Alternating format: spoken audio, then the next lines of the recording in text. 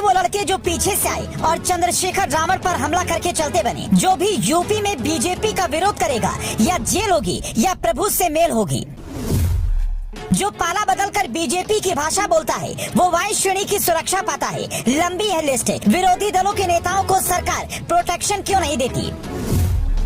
America से पढ़ाई की ख्वाहिश दलित हितों के लिए सियासत में आए शेर की तरह दहाड़ते हैं। आखिर चंद्रशेखर रावण से किसकी और क्यों दुश्मनी है? आज जो रिपोर्ट हम आपको दिखाने जा रहे हैं वो आपकी आंखें खोल देंगी। आखिर यूपी में हो क्या रहा है? विपक्षी नेताओं की या तो सुरक्षा वापस ली जाती है या फिर उन्हें कोई न कोई मुश्किल में छोड़ दिया जाता है। जो बीजेपी का विरोध करता है वो खतरे से खेलता है और जो विरोधी पाला बदलकर विरोधी की भाषा बोलता है उसको XYZ श्रेणी की सुरक्षा मिल जाती है। कुछ ही घंटे पहले सहारनपुर के देवबंद में चंद्रशेखर रावण पर जानलेवा हमला हुआ। गनीमत रही कि वो बाल बाल बच गए और हालत खतरे से बाहर है। कार पर सवार होकर आए हमलावरों ने रावण पर ताबड़तोड़ हमला शुरू कर दिया।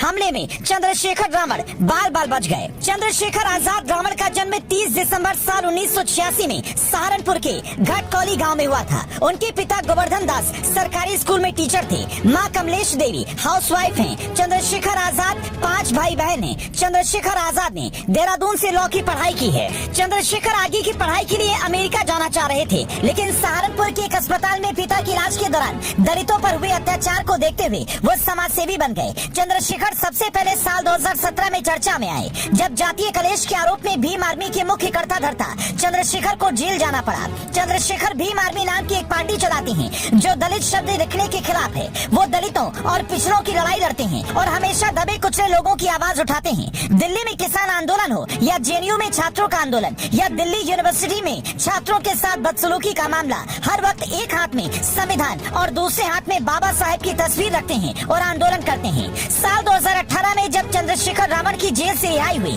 तब उन्होंने VIP सुरक्षा मांगी थी लेकिन गृह मंत्रालय ने अनदेखा कर दिया। उनके समर्थक उन्हें जेड कैटेगरी की सुरक्षा देने की मांग कर रहे थे लेकिन चंद्रशेखर आजाद पर हुआ हमला किसी विरोधी दल के नेता पर होने वाली हमले की कोई पहली घटना नहीं है।